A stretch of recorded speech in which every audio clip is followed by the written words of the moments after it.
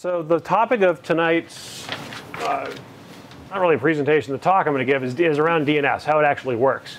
And where I sort of like to usually start is by saying that it is absolutely a fundamental part of the entire operation of the internet. And you can broadly think of DNS as kind of a phone book function where it gets you from a name to an IP address or vice versa. And if we were to actually fire up a web browser, and I were to go to, say, www.google.com, we would get the web page. Now, what's actually happening is a little bit more complex and really, really interesting. If I were to repeat this using Telnet, because Telnet is a great utility that just speaks plain text, so it can do things other than Telnet. If I were to Telnet to www.google.com on port 80, I could actually issue, I don't have Telnet on here, I thought I did. Okay. What did I used to do? Oh, I just updated to Brew on here? Yes. I just updated to High Sierra. I guess that blew up my Xcode and everything else. Well, never mind then. I'm going to skip the Telnet part. It's sort of interesting. But in order to get to www.google.com, what actually happened was the web browser, Safari, called a kernel function called getAddressInfo. This is the modern C library. It's part of glibc. This is the modern library call that actually gets you to an IP address. It actually gets you an array of IP addresses, which we'll see later. The older function was called getHostByName. It was rather more limited, just returned one address. And then what www.google.com is actually written out as in fully qualified domain name format is like that. And the point of this is actually that the whole of the DNS space begins with this dot. And it's typically omitted because it's a pain to type and everything sort of assumes that you're doing it. And then this is in fact carved up into what we call top-level domains. So I actually do have a slide for this, which is useful. And then I'm going to bail out of the slide and go back into dig. But let me pull it up here really quick. How the DNS works. I started doing a presentation for this way back when I first started giving this talk. And I quickly got to the point where it was apparent that it was much more interesting to actually just look at dig output than try to illustrate it. But uniform resource locators, which is like google.com, this is something that sometimes throws people on the parts of this as well as where DNS ties into this. And that is, that first part is actually the protocol. The middle portion is the domain. Everything else thereafter is the path. And very specifically, DNS only helps you with this piece. The protocol that you're speaking is independent of DNS, as is the path. So FTP is a much older protocol. It's almost never used anymore, file transfer protocol. Gopher is how the internet started. This was the original text transfer protocol. WebDAV is used constantly and just behind the scenes. If you're using a calendaring application like iCal on your MacBook, it's speaking WebDAV. HTTPS is just HTTP run over an SSL connection. And then the path part of this, DNS has no visibility into. And this actually has to do with what lives on the server. We're going to basically blow past that because what's really interesting is this part of it. So I just was showing a second ago that I put a dot on, and that makes it into a fully qualified domain name. And DNS is read right to left, starting with the dot in the end and going all the way to, in this case, the www. And that dot represents the whole of the hierarchical DNS space. And we carve it up into what is called top-level domains, or TLDs. Now, you'll sometimes see these referred to also as sometimes CCTLDs, which stands for country code top-level domains. So US, in this case, is a CCTLD. They're sometimes called GTLDs for global top-level domains, but these are top-level domains. And then within one of these, it can be carved up further into what is typically called a domain, but is actually technically also a subdomain of com. Com is a subdomain of dot. In this case, example is a subdomain of com. And then you can carve it up even further and actually have what mostly people tend to think of as a record.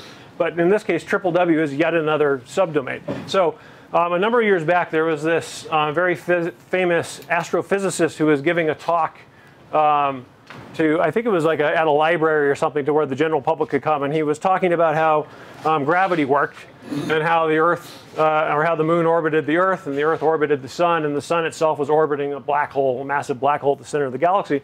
And when he finished, this little old lady in the back of the room pipes up and goes, "That's all really nice and clever, but everybody knows the Earth is actually placed on the back of a tortoise." And the scientist says, "All right, well, then what's the tortoise on?" And she goes, "Oh, very clever, young man, very clever, but its tortoise is all the way down." And in that case, this weird story applies to this, because in this case, in DNS, it is subdomains all the way down. People get their heads sometimes wrapped around the idea of, well, this is a top-level domain, it must be special, it's COM.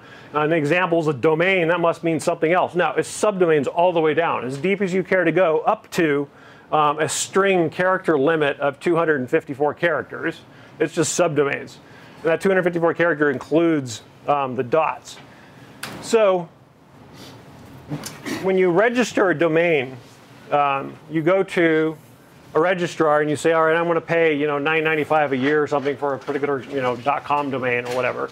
And what they are actually responsible for doing is updating two things. They're responsible for updating something called a register, and the register themselves actually operate top-level domain name servers. And they also update a Whois database so that you can query the domain and find out information about it. What I am going to do here is bail out and go over here and actually show this live instead. So if we wanted to find out about, for example, my company is ns1.com, we could actually do a Whois on ns1.com.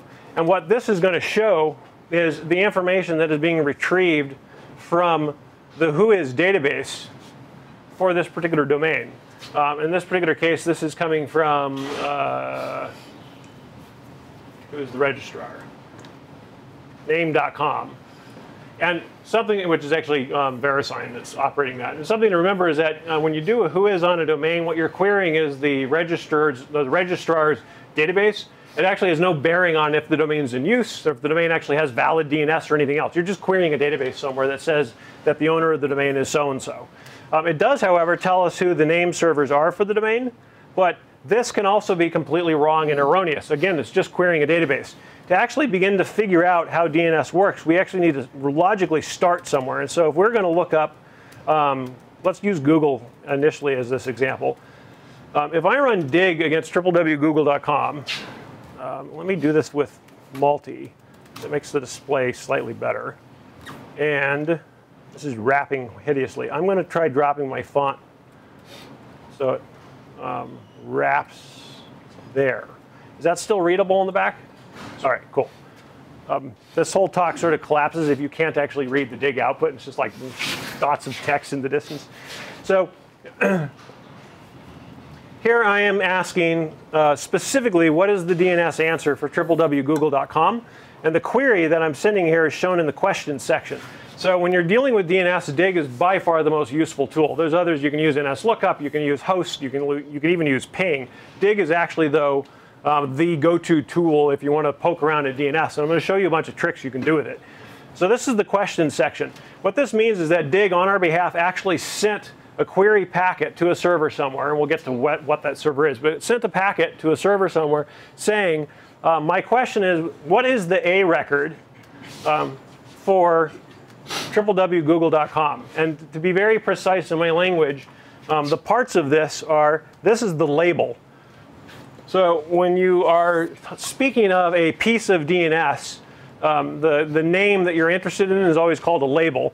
And I wanted to know, what is the A record? And here, the server that I queried said, all right, for the label www.google.com, it is this IP address. And this number here is the time to live on this record. So if we were going to cache this, we can cache this for 271 seconds. In here stands for internet. You will always see this in the DNS. Originally, the DNS was built with the idea that it might be usable in other topologies other than the internet. There is theoretically an implementation, for example, of the DNS in Banyan Vines, which nobody uses. And so if you need a different type, you could have something other than IN. A is the type of the record. In this case, it's an A record, which means it resolves to an IP, and there's the answer. Now, if we said, all right, who did we who actually gave us this answer? Who was actually authoritative? Who actually knows this information, this IP, and gave it to us? We would want to find out who the name server records are for google.com. And so NS stands for name server. And then what we're asking is, all right, for the label google.com, tell me the name servers for it. And you can see Google is operating their own, NS1, 2, 3, and 4. And we could then say, all right, well, hey, let's find out where Google is at, and let's directly ask one of the authoritative servers. So here, when I ran it like this, and I want to compare these two, when I ran it like this, I was querying whatever name server the college is providing on this Wi-Fi connection. I don't even know what it is. It doesn't really matter. But it's a server sitting someplace, technically called a resolver, because it went and it got my answer for me. If I want to go directly to the horse's mouth, so to speak, I can use an @ sign, and I can say, all right, I want to query the authoritative server directly. And I get an answer. But here's the interesting thing. If I go back to my first one where I'm just querying the resolver that the college operates, here I'm setting a bunch of flags. And this is Dig setting the flags on my behalf in the query packet. QR simply says this is a query request. In other words, I'm not supplying an answer, I'm asking a question. RD stands for recursion desired. I'm saying, can you please recursively go get the answer for me and give it back to me? And this flag is set by the college's name server that I'm talking to, and RA stands for recursion available. So the server said, yes, recursion is available, I'll get the answer for you. When I go down here and I query Google directly, you will notice that it's a query request. That's what we expect. Recursion is desired. And I get a warning here saying, warning, recursion requested but not available. Because Google did not set the recursion available flag. They said, we will answer if we know the answer, if we're authoritative for it. Otherwise, fuck off. We're not going to actually bother going and recursively getting it for you. We're not a resolver. AA here means that the server that answered believes itself to have an authoritative answer. AA is authoritative answer. Now, that does not mean this is trusted. This server that we're talking to could very well be lying. It might falsely believe itself to be authoritative, and it actually shouldn't be. But as far as we can tell, talking to Google's server, that server believes itself to be authoritative. It didn't have to go somewhere else for source of truth. Now, if I were to come here and I were to say to Google's server, all right, well, please tell me who is ns1.com, I'm going to send the question section, and I get back no answer. And in fact, I get a status here of refused. And this is because it's an authoritative server, and it says, I'm not authoritative for ns1.com. I'm refusing to answer your query. Conversely, when I did this way and just asked the resolver out there, in fact, if we want to be somewhat more obvious, we can actually ask Google's public resolver, which is 8888. It'll be the same thing. Recursion is desired. Recursion is available. Status no error means it succeeded. And as we can see, we in fact got an answer. And that means if I also ask it for some other domain, like ns1.com, I'll still get an answer because it was recursively willing to go and get the answer on my behalf. So what we're seeing here is when you talk to a recursive resolver, it does the legwork to get you the answer. So that legwork is really interesting. So let's find out what it would be if we were going to be our own resolver and somebody came along and asked us, all right, who is www.google.com? What would we have to do to actually bootstrap ourselves into finding that information out? Because what I've been sort of doing so far is relying on other servers that have that knowledge. We're going to pretend that there are no other servers with this knowledge. We have to figure this out ourselves. So what I want to find out is who is the authoritative, if the query is, who is google.com? And I'm going to turn off recursion so it stops pestering me for that. And the servers that operate the dot and the whole of the DNS are called the root servers, and they are A through, I think it's M now, .root-servers.net. So by querying one of those root servers specifically, you'll notice that I sent a query request and no recursion was desired. RD is missing because I specifically said I don't want recursion by saying this right here, no recurse. And what I got back was I asked, all right, what is the A record for www.google.com? And the answer I got back was in a section called authority. And this means that it did not answer my query because it would be in the answer section of the packet if it actually answered my query. Instead, it said the authority that you want to talk to are these guys. And these happen to be the COM, or the top-level domain COM authoritative servers. And as you can see, they're called a.gtld for global top-level domain-servers.net. And there's a bunch of them. Now, here's the interesting thing. There's a chicken and egg problem, which is if I query the root servers and they refer me to another server, which is what they're doing here, and then in order to get the IP address of the other server so I can query it, I have to go back to the root servers, and they're going to say, well, go talk to those guys. They know the IP. I can't talk to them. I don't know the IP. So there's this instant chicken and egg problem. It's solved through this additional section where the IPs are actually supplied to me. And this occurrence here where I get both the name and the IP is called glue records. The IPs are literally glued on to the host records. And it allows me to get past this chicken and egg problem. So what I'm now going to say is, all right, I've been told go talk to these guys, so I'm going to take one of these, and I'm going to rerun my query here.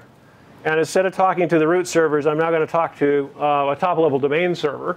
And I asked it the exact same question. And again, query request, I'm not asking for recursion. Status no error, which means it succeeded. Here's the question section, same question as before. And again, I get an authority section saying for google.com, go talk to these servers. And so this is delegation, is what's going on here. The servers that are above google.com for com are delegating authority for just google.com to specific servers. And there's no reason that google.com authoritative servers couldn't delegate further. You can delegate until you hit a string limit of 254. One of our customers at NS1 is a company called Tritium. They do acceleration or internet acceleration services for Salesforce and Box and some others. And they have this weird scheme set up that, because they don't care about latency, they just care about reliability. They have this weird scheme where they're using both Amazon Route 53 and Google Google Cloud DNS for their top-level domain, which would be Tritium.net. And then those, in fact, are delegating to NS1, my company, but two different networks. So that in theory, if they have a problem with one of those, they can switch to the other one. And if there's a problem on one of our networks, they can switch using that steering level of Google and AWS to one of our networks. And then inside our networks, they're further delegating back out to Route 53 for something else. It's nuts. Like, I actually signed off on it because it does work. It's just really horrible, very complex. But you can do that. You can absolutely delegate as far down as you want. So with this information now, we can say, all right, well, now we can actually query one of these. We still don't know if this is an authoritative server. We've just been told, talk to this guy, and that guy said, all right, talk to this guy. We query this one, and because we now see AA, we know we've reached the end of the chain. We aren't being referred further. And you'll notice that we now have the answer section of the packet is populated, as opposed to up here, it was just the authority section. The answer section was actually empty. That's what a resolver does. When you query 8888 or 42222, because that's Verizon's big public DNS server, or you query OpenDNS, and I don't have their IPs memorized, I should. But any of those guys, they're doing this exact legwork. And what they have is a file sitting on the server, or on their thousands of servers, that says these are the root servers, these are the guys you start with. And as long as you know that information, everything else just delegates out from there. All right.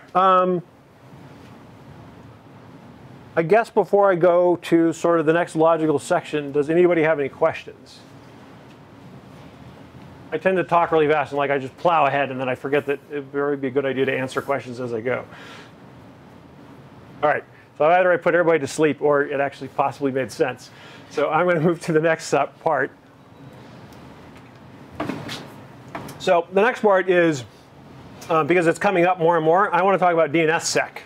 So we've been talking about authoritative servers and the recursive path to get to the authoritative servers. And I said earlier that the fact that you get the AA flag does not in any way validate that the answer is accurate and not malicious and the server hasn't been compromised. It means none of these things. It just means the server thinks it's authoritative.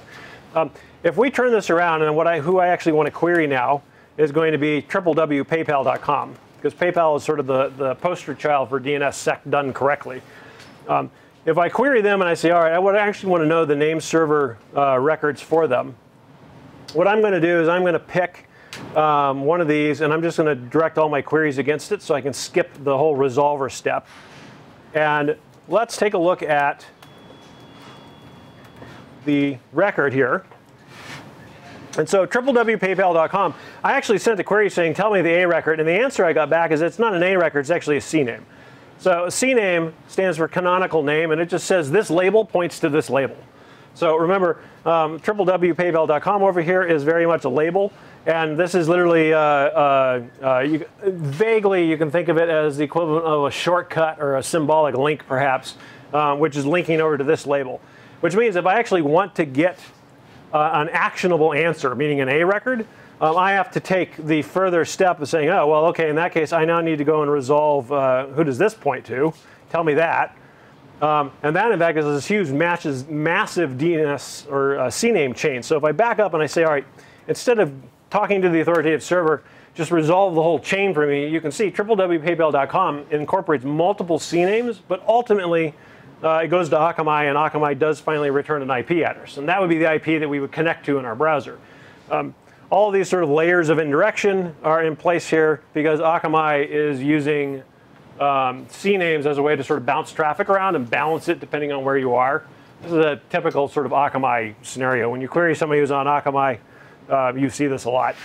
In most CDNs, actually, you see a lot of CNAMEs in use. But the reason I didn't get all of that when I was talking to the authoritative server was quite simply because recursion was requested but not available. The authoritative server said, I'm not doing the legwork to go get the whole CNAME chain for you. I'm returning the one piece of information I know, which is that first CNAME, and then the rest of it's up to you. And that's fine with me. So I'm going to add in here no recurse, so we stop getting that warning. That clears that warning out. And we say, all right, if we're going to connect to paypal.com, it would be good to have some assurance that the www.paypal.com record that is resolving to the CNAME is doing so correctly and hasn't been spoofed or in some way messed with. And the way we would figure that out is by saying, is this record signed with a public key? So before I dive into the whole public key, private key thing, I like to explain that briefly. And the only good analogy I've ever found for it is if I were to want to send Mark a secret message, one way I could do it would be to hand it to Sam and say, please don't look at it, hand it to Mark. Well, Sam doesn't look all that trustworthy, so I suspect he would probably read it. No, sorry, Sam. Conversely, what I could do is put it in a box and lock the box with a padlock. Then I know Sam can't see it, but then Mark can't see it. I can say, well, I could solve this by sending a key to Mark, but the key goes through Sam. Sam can make an impression of the key and produce his own copy, in which case now I'm back to where I started, which is he can open the box, look at the message, and lock it back and send it along. So that doesn't work. So this is why in a public-private key setup, if your private keys are compromised, because you probably hear about that on the news, or somebody's like, oh my God, you know, who was it? I think Sony, or was it Sony? Somebody's private keys got compromised because they posted it on the web page or something horrible. And the reason that blows everything up is as soon as the private key is known, people can make copies of it, and the whole scheme goes out the window. So the way I would solve this is I would take a box and I would fill it full of open padlocks. So this is, the physical analogy starts to break down slightly as we go along. But if I had padlocks that were all unclasped, they were all open, I could then hand them to Sam. Sam could take one for all I care. It doesn't matter to me. And then he hands the rest to Mark. And now Mark has all of these padlocks that are open. And so what Mark does is he takes the box, he dumps it out, he fills it full of padlocks that he has, that he created. They're all open. And then he takes one of my padlocks and he locks the box shut with it. And then he sends it back. Sam now can't do anything about it. He can't see the contents of the box. When I get it, I can open it because I have the private key. Which means that now I have a box full of padlocks that belong to Mark. And so when I actually want to send him this secret message after all this key exchange crap that's been going on, I write the message, I put it in the box, and I take one of his padlocks and I padlock the box and I send it to him. He has the key. He can open it. So public keys are distributed wide and far. Nobody cares. They're all over the place. As long as the private key that actually is used to do the encryption is kept actually private, then the scheme works really well. So in this case, the public keys, which are used to sign all of PayPal's information, is right there in DNS. We're going to look at them. The private key that was used to generate them and to actually sign the records, PayPal guards with their life. In fact, knowing PayPal and their level of both sort of expertise and paranoia, I would say the private keys probably sit on a laptop that's actually in a safe. And actually would be the way when I worked for OneLogin, we had sort of a similar thing where we were doing encryption for customers. And the way we actually had it was something called a key laptop. It had all the private keys on it. And it went in the safe, and it required the CEO plus a VP level person to both sign it out. And then it went in a room that had no connections whatsoever. And if you needed the private key, you opened the laptop up there while your manager watched, and you did whatever you needed to do with the key, like sign something new. And then the laptop got powered off and went back in the safe. I mean, we literally treated the keys like they had to be air-gapped, is the term, from the rest of the world. Because if you plugged the laptop into the internet, who knows what would happen? If the keys got out, if the private keys got out, we would be in trouble. The laptop just went to sleep. There you go. So the record type that signs a record is called an RRSIG. And an RRSIG, it's wrapping horribly now. That's OK. Well, let me. Yeah, is that still readable on the back? OK. I don't know how small I can get. DNSSEC has huge blocks of text. The RRSIG simply says that for the record that I was querying, which is www.paypal.com, this is the cipher block for it. And the piece of information that we're actually interested in here, because this is a giant block of text, is this. This is the key ID. So it's 11811. So I can say, all right, so the www.paypal.com record is in fact signed, but how do I trust the signer? Like, this might be a phishing site, because believe me, everybody tries to phish PayPal. I like using them for that reason. Like, most of the phishing emails that we get that get trapped in our ticketing system are usually aimed at PayPal. Because, you know, if you successfully compromise somebody's account, theoretically there's money or a credit card or a bank account, something tied to it. It's pretty valuable.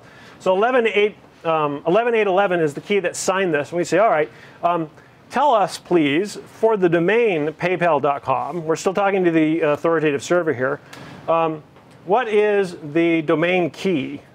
The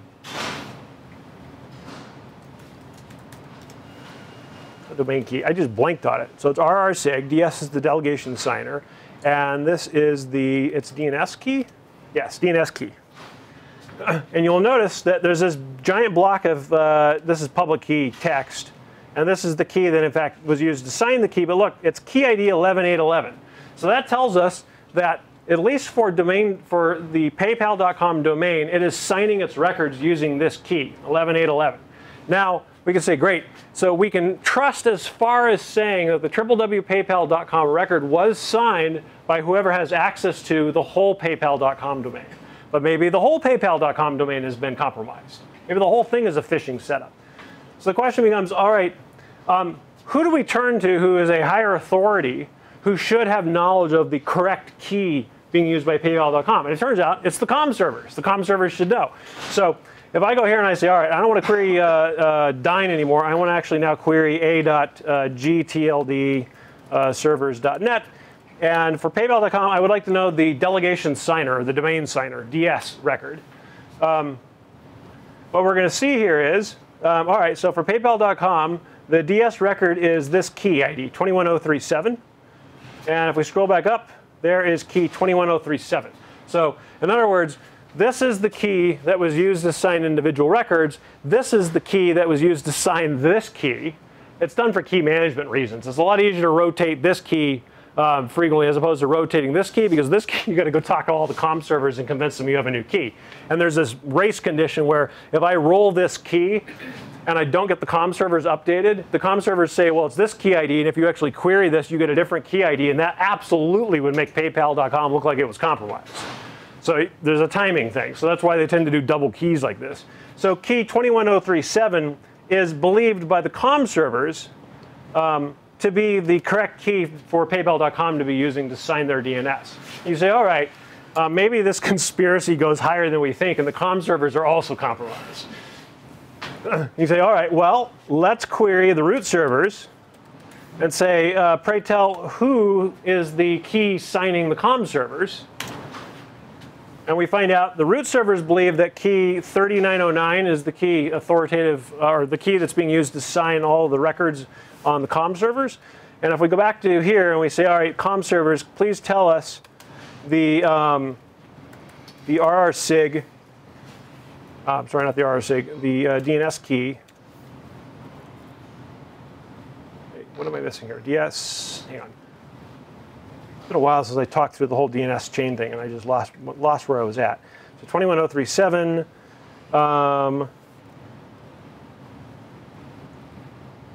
I literally just blanked on this. Sorry, guys. Well, the point is, I'm going to talk around it now. I am a sales engineer at the end of the day, so I can sort of talk around any sort of glitch in the demo. So the point is that the root servers have a key that are in fact signing the COM server's keys, and then the root server's key is signed by the root server's key because there's no higher authority. So in theory, if you really want to be distrustful, you could say, well, maybe it is compromised all the way to the very top and the root servers themselves are compromised, but if that's the case, everything's screwed. So you have to trust starting somewhere, and then you work your way down the chain. Now, this is a fairly horrible way of trying to visualize it. There's actually a much better way of visualizing it, and I actually have it bookmarked, and that's DNS Viz. So this website allows you to plug in, for example, PayPal.com. In fact, we put in www.paypal.com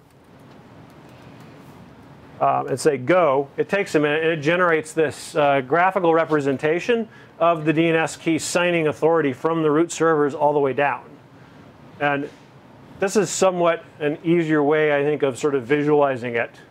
But I like running through it in Dig first, just so you can see what the actual queries are that go to each level. This will load eventually. This site's really slow. The whole point behind DNSSEC is that when you go and you, as the resolver, you do the legwork to get the answer for what is www.paypal.com, and then you cache it. Reloading? Yes, there we are. So there's the DNS key records, the domain signer, which is pointing to the DNS key records for COM, and then the domain signer for COM pointing to the DNS record that signs PayPal, and then in fact the DNS key that was used within PayPal to sign the CNAME, and then it also traced out all the rest of the path that was involved in Akamai and everything else, because Akamai is also involved in this. But this is like the graphical representation, and I know there's a lot of arrows in that. It looks like it stops being signed after a certain point. That. Yeah, this down here, these guys don't have DNSSEC yet, I guess? Yeah, I agree. I don't think they do. Yeah.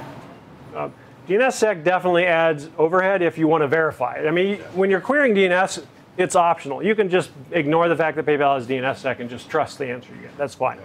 But if you actually want to query it, now you're dealing in big blocks of text. So if we'll go back to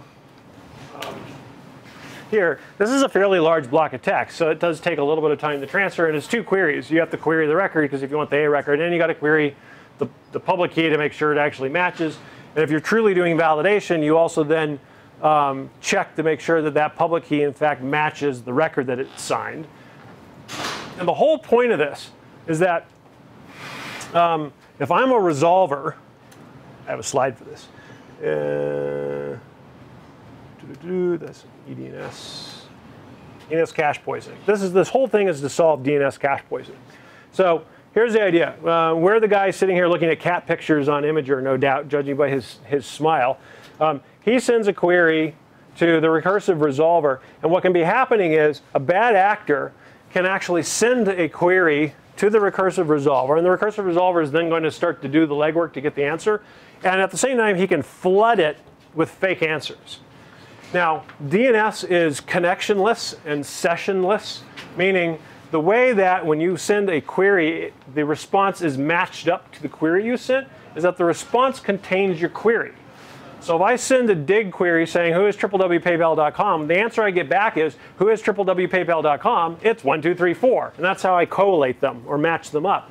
Which means if I'm sending packets that say, who is www.paypal.com, and I'm also sending packets saying, who is www.paypal.com, the answer is this bad IP address, there's a good chance the resolver is going to cache my bad answer.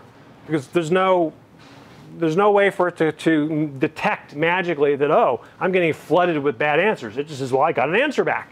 It came over UDP. It's connectionless. Who cares? And of course, then what ends up happening is the fake answer gets served to this guy, and this guy who's going to go to PayPal.com ends up going to a cleverly designed phishing site. And if like, I could sit here all day and say he needs to be careful and he should make sure that it's actually PayPal.com before he logs in. He's going to PayPal.com. It says so in his bar. How can he tell? Now, there's a whole issue of SSL certificates, which is somebody had to have issued the bad actor as an SSL certificate for PayPal.com. But yeah, that's just a problem of money. There are plenty of unscrupulous SSL vendors or ways to sort of get around the verification and get a valid SSL cert. And then you literally can't tell. It's an HTTPS connection going to PayPal.com. Of course you would log in. So to solve this at the recursive resolver level, what happens is now with DNSSEC, the query gets sent as do all of the fake answers. And the recursive resolver also gets the public key that signs those records and checks those answers. And it turns out the answers don't match the public key. In other words, what the answers were signed with doesn't match the public key. Now, of course, if PayPal's private key leaks, then the bad guy can sign them and have a valid signed bad answer, in which case, again, game over. But as long as PayPal guards their private keys, then the recursive resolver is able to tell apart what's valid and what's not, and actually do the legwork to get the valid answer, validate the valid answer, and then return it. That's the whole point of DNSSEC. It's purely to prevent cache poison. And so as a result, it's a very big deal to companies like PayPal.com and banks and whatnot. It is a complete non-issue if you're running like a blog or something. Who cares? It's very unlikely that there's any damage that's going to result in somebody spoofing an answer for your blog and then sending people to a different blog or something. So there's a sort of a cost-benefit trade-off there. Now, about 2 months ago, I hosted a meetup here in San Francisco, and I actually talked Paul Vixie into coming in and speaking. So for those of you who don't know who he is, Paul Vixie was a key part of the DNSSEC implementation. And he also is the guy who wrote cron. So any Linux box that's running cron, if you actually do like man cron to look at the man page, it'll actually say it's Vixie cron. The original cron, which was not Vixie cron, died out a long time ago because it was clunky and horrible and because Vixie wrote a really good replacement. Anyhow, so he gave this talk, and his talk was on security. And specifically, he did talk a little bit about this because he was a key author in it. And he started his talk by saying something that I'll never forget, because I thought it summed up sort of the state of security on the internet perfectly. And he said, if you guys are out here tonight, if you guys knew just how bad security actually was, you wouldn't be here tonight. You would set your hair on fire and run around screaming. That's true. Security on the internet's absolutely atrocious, and it's not going to ever get any better because the underlying protocols were never built for the idea of security. And DNS is a great example of this. You send a query in plain text, and you get back an answer in plain text, and you match the answer to your query because it responded with your query. That's it. There is no security. There's no encryption of the answer or the query and answer stream. That's not how it works. And the reason for this is that, as some of you probably know, the internet originally was called ARPANET, which is the Advanced Research Project Agency. And the idea was, or their charter was, come up with a network that is highly redundant, that can have multiple routes, so that a missile silo commander sitting, say, in the middle of the Colorado mountains, when he finds out that Moscow just launched everything they've got in our direction, he can reliably launch all of the nukes across the United States back at Russia. And as nukes fall and internet routes between him and missile silos are taken out, the internet is capable of healing and routing packets, routing launch commands around the smoking craters that are appearing. That's literally the whole point of the internet. And so as a result, what we now have is a set of protocols that are incredibly reliable and incredibly redundant, and they work really well. And they are slow as crazy. They're just completely slow because nobody cared about performance. A launch command is really small as long as it gets there, and it takes maybe an extra minute to get there because Armageddon is breaking loose. Who cares? It still got there. So the internet tends to be very slow, which is kind of a different talk. And the internet also tends to be totally insecure, but it's highly reliable. So with this, when you start getting giant answers like this back in DNS, you start to come up on something really interesting. If you look down here, message size received 463. What this is indicating is that the size of the message that came back was 463 bytes. Now here's the thing. If that passes the 512 mark, then this whole other set of RFC, or request for comment specific instructions, kick in. And that is, the DNS spec says that if the answer size exceeds 512 bytes, what you do is you set something called the truncated flag in the packet. And it is up to the client to optionally retry the DNS query over TCP. Now, everything I've been doing tonight has all been over UDP. We can see that actually up here. If we scroll up here, we can see UDP is being used. TCP is much slower because it involves the TCP three-way handshake. You actually have to set the connection up, use it, and then tear it down. With UDP, it's best effort. You just send the packet, and hopefully it gets there, and you only know if you get an answer back. There's a T-shirt floating around I've seen that says, "I want to tell you a UDP joke, but you might not get it." Because it's true. You might not. The joke may never reach you. So we can actually sort of produce this behavior. I'm going to head over here to, let me get rid of this, and I'm actually going to go into my portal really quick, and I want to create a text record that's absolutely giant. That way I can actually query something that is going to be larger than 512 bytes. All right, I'll just use example.com, and let me blow away. I'll just create a new record. I'm going to make it a text record because I can shove a really huge string in it. And I will just call this long, long.example.com.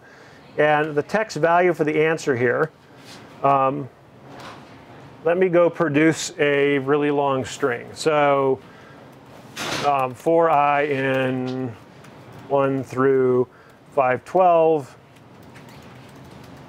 to echo dash in X done echo. All right, so there's a 512 byte string. It's all X's. And I'm going to paste that in here. So now I have a giant record. As soon as it saves, I'm going to go query it. All right. So back over here to dig. I'm going to say dig. We'll do multi again. I don't want recursion. And I want to query long.example.com. And specifically, I want to query dns1.po1.ns1.net, which is one of our authoritative servers. And what happens is dig sends it as an A record query by default. And there is no A record called long. There's a text record called long. So what I have to do is explicitly say I want the text record. I don't want the A record. There's the text record. It's really long.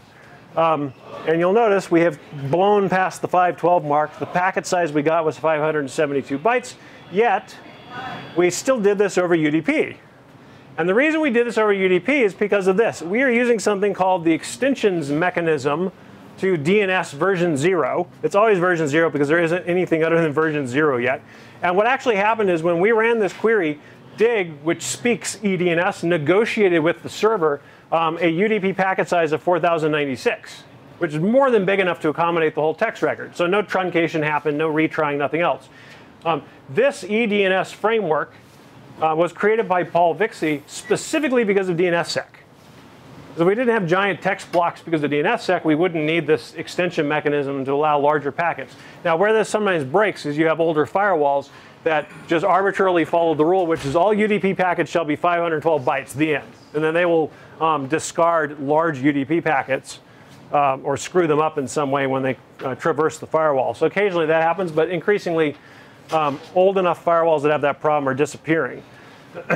But if we come back here and I say, all right, what I want to do now is I want to say no eDNS. You'll notice the eDNS section, which was here, disappeared. The packet size that we received was 561. And you'll notice up here at the top, we get this nice message here. Warning, message parser reports malformed message packet, truncated retrying in TCP mode. So dig actually ran 2 queries. We didn't see it. It ran 1 query. The query came back as truncated. It ran an immediate second query over TCP, displayed this message. I would actually like to see the original query and not be seeing that dig being helpful here. So I'm going to say no TCP. Or was it no? It is no TCP. It's also no retry? No something. No retry? No. Hang on. So truncate. Ignore truncation instead of retrying. Oh, ignore. So ignore. Here we are. This is what I want. Take a look at the flags here. So it's a query request. We got an authoritative answer, and the message was truncated. TC stands for truncated. And you'll notice we don't have any answer that's displayable because the answer is literally corrupt. So the RFC says if you are replying with a packet and you are setting the truncated flag because the message size was larger than 512, then you respond with as much as you will. Optionally, you can respond with as much as will fit in a 512 byte packet, but alternatively, you could actually return an empty packet and just set the truncated flag. The convention usually that everybody tends to follow is they actually put as much of the message in as will fit, set the truncated flag, and now we get this warning saying that the message parser, the thing that's actually reading the packet, said that it contains an error. Literally, the string isn't terminated. It ends abruptly at the end of the packet. And so now what we would actually need to do is retry this over TCP, which dig does for us if I omit the ignore flag. And then we don't see TC because this is the second query that it's responding to, and we get the whole text string. Avoiding the DNS sort of devolving into the state where most queries, because of DNSSEC, were running over TCP, was the whole point of the eDNS framework. Now, not everybody supports it. So if I go back to, if I say dig multi www.google.com, and let's say I query 8.8.8, you will see here in the opt pseudo section, eDNS is supported, and we negotiated a UDP packet size of 512, which might seem silly, but turns out that what's happening is the authoritative server is looking at the answer and saying, this answer is really small, it fits in 512, no problem, so we're going to negotiate 512 is what we're going to use. Now, if I go query Verizon server, they support eDNS also. They used to not, but you'll notice they negotiate a larger packet size, 4096. If I query, OpenDNS supports it. 208.67. 208, I knew you would know it. 222, 222. Thank you. Yeah. I need the @ sign. They also support it. They're also negotiating a large packet size of 4096. Now, check this out. This one is really wild. If I look at paypal.com NS record and I query the authoritative server from Dyn, www.paypal.com. Dyn supports eDNS, and they're negotiating a packet size of 4096. But conversely, if I query instead one of Ultra DNS's servers, Newstar Ultra DNS's servers, they set this absurd packet size that's of 65,235. The largest possible packet size is 65,535. I have no idea why it's 100 bytes short of the largest possible packet size. PayPal doesn't even know. I showed this during a webinar and PayPal was on it, and they were afterwards, they were like, we're going to contact Ultra DNS because that's weird. And then they never did get an answer. Will your client actually handle it? Yeah. Okay. The client could actually handle it. I mean, I could send a 65,535 or a 64K packet. It would work. It just seems strange to do this. It's just this idiosyncrasy of Ultra that I like to point out. If the server I'm talking to does not support eDNS, then that opt pseudo section just goes away. So yeah, why don't we take a break here, and then I can show a few other sort of cool things, like how to get all of the records out of Google's cache and some other stuff, and also ask me questions. But yeah, let's take a break. Thanks, guys. So one thing I do like talking about briefly is with eDNS,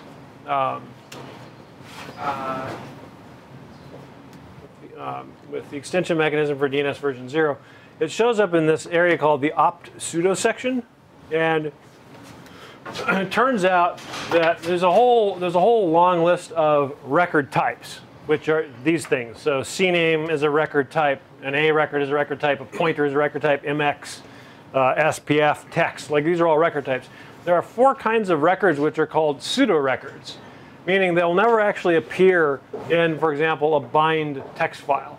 They will never appear in a Microsoft DNS server configuration because they're not actual record types. And one of them is actually opt.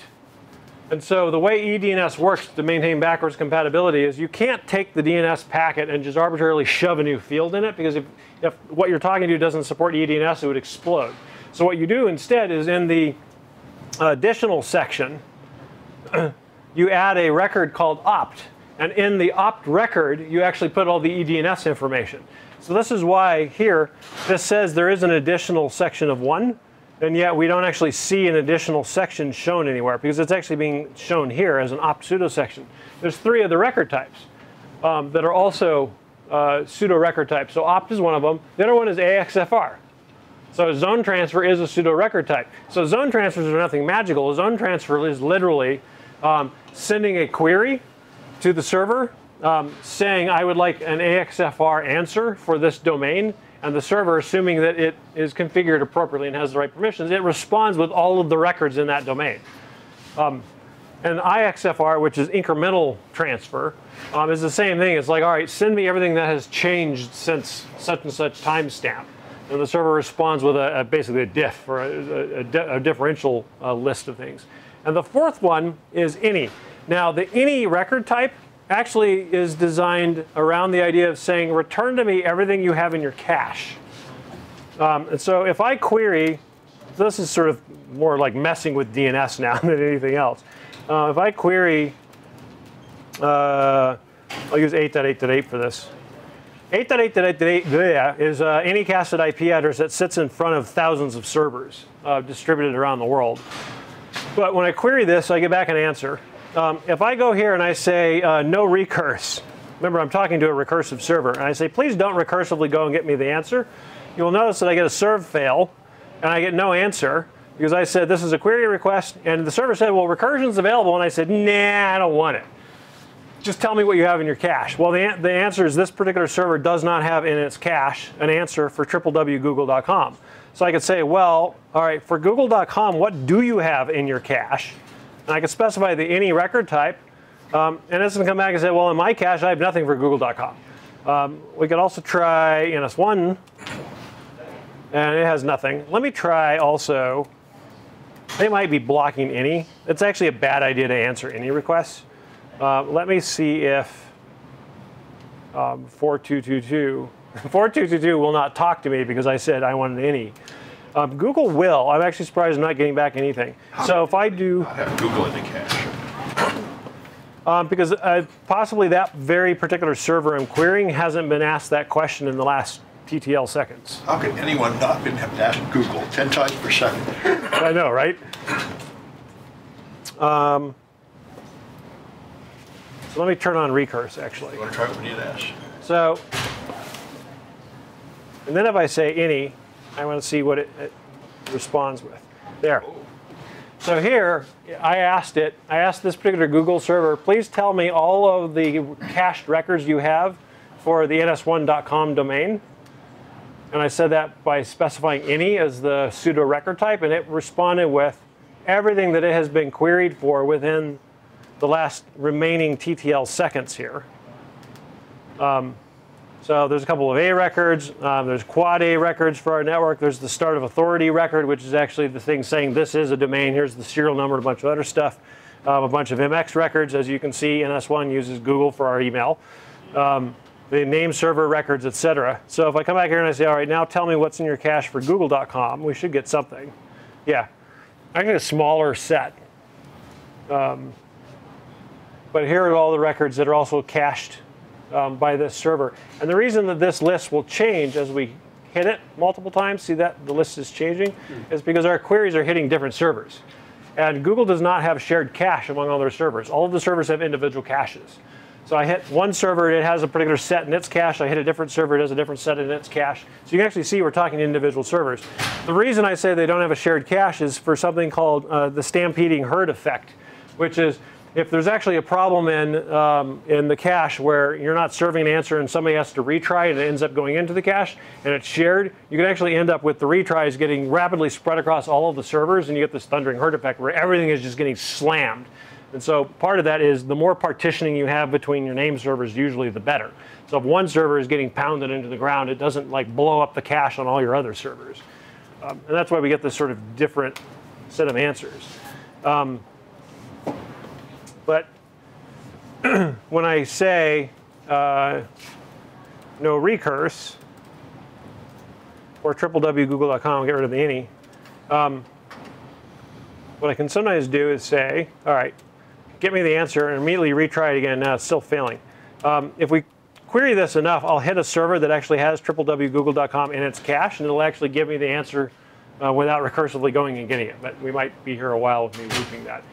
Occasionally I get lucky and it's like the second time. It's like, see, that server had it in its cache, and then it starts failing again. It's like the next server doesn't, but that's OK. So these are the man page for dig is reasonably good. Sometimes I find if you're trying to figure out how to do something very specific with it, it helps to just Google, like, how do I dig this scenario? So usually somebody has an explanation that's clearer than the man page. But dig is really quite good in this regards. But dig cannot tell you one thing, and that is if you or maybe a developer or somebody has put an entry in your etc hosts file. And I've seen this happen a lot on developers. So a developer might be working on like a new version of the corporate website. And in order to test it, what they'll do is they'll put like www.ns1.com or something in their etc host file. So when they go to the corporate website, what they're actually getting is their local sandbox. So this actually happened to me once at one login. So then what happens is the actual production website goes down for unrelated reasons. And everybody comes running over and goes, oh my God, the website's down. The developer's like, nope, I can get to it. He's the only guy who can get to it because he forgot that he's actually getting to his local copy of it. And if you run dig, dig is specifically doing a DNS query. It is bypassing etc hosts and all the rest of it. To actually find out if you've got something horrible in your etc host file, dig won't tell you because the actual path here is best illustrated in a text editor because I can just write it out. Make this nice and big. So the actual path is when you call get address info. What this file actually consults first is a file called NSSSwitch.com. If we go to here and I say cat etc NSS switch ns switch. OK, Mac OS 10 removed it. On a Linux box, etc NSSSwitch.conf exists. And the NS here stands for name service. And in this file, there will be a bunch of lines, but the line we care about reads like this, hosts. And typically, it is set up like this, files, DNS. On the off chance you're doing something like you're on like a really old Solaris box or something, and you're running NIS, the Network Information Service, you will sometimes see it like this. Like there's other services that can do name resolution, but this is the typical one. If you get on a Linux box somewhere, you're going to look in this file. You can just grep it for hosts, and you'll see files and DNS. What this says is, for this one here, go consult etc hosts. And if there's an exact match, then you return that as the answer. If there is not an exact match, so this is that file. Here, I'm going to draw a horrible ASCII art. OK. Then the next one to go is the DNS one. And this one says go consult etcresolve.conf. And etcresolve.conf needs to, at a minimum, contain a line that says name server and some IP. That's the minimum contents it has to have. So what happens is when I call the kernel function getAddressInfo, it consults etc NSSSwitch.conf. NSSSwitch says these are the sources of truth to check to actually get an answer. This is the typical setup. Go look in etc hosts. If etc host contains the answer, that's what we use. If it doesn't, go to etcresolve.conf to find out who we talk to get an answer. And then we actually send the DNS query to this guy. Dig bypasses this whole thing and just goes to the last step. Just sends the query to the guy that's specified in resolve.conf. So this turns out that if you have a bad entry in etc host, dig is not going to find it. The best way to find it, quite honestly, is try to ping the website. Because ping actually invokes getAddressInfo. And so if you go and you run ping against, say, google.com, and it returns an IP address that just looks all kinds of wrong, then look in your etc host file, because probably google.com is being defined in there. So something to sort of keep in the back of your mind. Dig will let you troubleshoot DNS, but if you're just trying to troubleshoot, what is this weird answer I'm getting? Or why does this one laptop think the world is up and everybody else knows it's down? Use ping. It'll actually walk the tree that I illustrated here correctly. NSS, or hosts, which is a command that you can run, also does not do this. It also is a DNS-only command. NS lookup which honestly is on here, but it's an older command. It is the go-to command on Windows. It also doesn't follow this. Windows doesn't even have this convention, but it bypasses the host file on Windows, which is what? Windows System 32 something something something something host. That's drivers. Oh yeah, thank you. Yep. Drivers Eds. Yep, drivers Etsy. I do find it funny that Etsy snuck in there, even though that's totally a Unix convention. Yeah. Because the internet is a Unix production. Yep, this is true. Okay, I think that's it. That's sort of how to walk the DNS tree, how to act like a resolver, some of the cool things you can sort of do with DNS. Honestly, from here on out, it's like, set up DNS and actually run it, which is exactly what it sounds like you guys are doing. That's really how you sort of learn it the best. Yeah. All right, well, thanks, guys. Any questions? Yes. So I had an iPad and my iPhone on my home Wi-Fi, and it would almost never work. And I looked it up eventually, and someone said, change the DNS to 8888. Why exactly? And it started working much better. Right. And why exactly did that happen? Why is it better to use that? Who's your ISP? Comcast? Yeah. So Comcast's DNS servers, they're all Bind, and they're all a really old version of Bind, and they refuse to update them with things like the extension mechanism for DNS. They're actually one of our problem children. When we have a customer who's trying to do very specific DNS routing, and they're reporting that whole swaths of the internet are being misrouted, they're inevitably on Comcast, because Comcast is stupid about their DNS servers.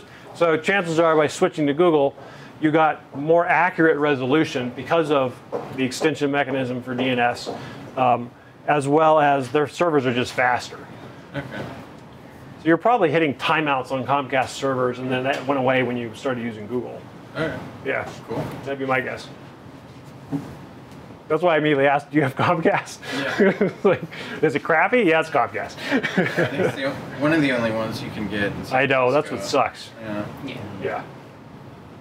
That's the weird thing about San Francisco is like our internet connectivity here is so bad and our choices are so limited, and yet this is the heart of Silicon Valley. You would think we would have solved this a long time ago and have really great internet. Didn't they just, like, San Francisco agreed to make everything a fiber internet? Did you hear about that? Yeah, they've sort of agreed to that before, and it hasn't happened. I don't know. There's enough. Cross my fingers. Yeah, I know, right? There's enough steam tunnels in some places. I guess you could probably get fiber run, but that'd be mostly downtown, I guess. There's regulation problems. Oh yeah, that is a surprise. See Sonic lines rolling out all over the place. See trucks all over. Yeah. We're talking about micro trenching too, to get around some of the problems. Oh, okay. I'll like bury the fiber optic like just inside the street surface or something. We'll just do tiny little digs and Okay, Yeah. tiny trenches. that's cool. We're supposed to get Google Fiber supposed to come in 2 years soon, right? Yeah. We already have that in Oakland. Like super spoiled over there. Yeah. My condo building has 100 megabit fiber. Yeah. I don't want to move. I'm going to end up moving at some point, but I dread going to something else. I'm so spoiled. No, so years and years ago, back when I used to read Slashdot and largely troll on Slashdot, but I just remember somebody said that if you're ever going to go hiking in like a really remote place and there's a danger of you getting lost and like not being able to find your way back to civilization, the way you safeguard against that is you carry a piece of fiber optic cable with you. If you get lost, you bury it, and within about 5 minutes, some asshole is going to show up in a backhoe to dig it up. So you just follow him back to the nearest town. Yeah. People just arbitrarily put in different DNS servers like OpenDNS or something like that. They have to. What do you recommend for 8888? Yeah, either Google or OpenDNS. OpenDNS actually does a degree of anti-phishing and anti-malware filtering. So if you've got users on your network that are less savvy, then OpenDNS is probably a good choice. Otherwise, if you don't care or you don't really care one way or another, then Google's a really good choice. Both are equally good choices in as much as they fully support eDNS 0, and they have really reliable, fast networks. Yeah. Yeah. Yeah, those are honestly my top 2 picks. I mean, otherwise, if you're on a good ISP, like not Comcast, if you're on Sonic or somebody, their default servers are probably okay, but it can't hurt to try Google or OpenDNS, see if the performance improves.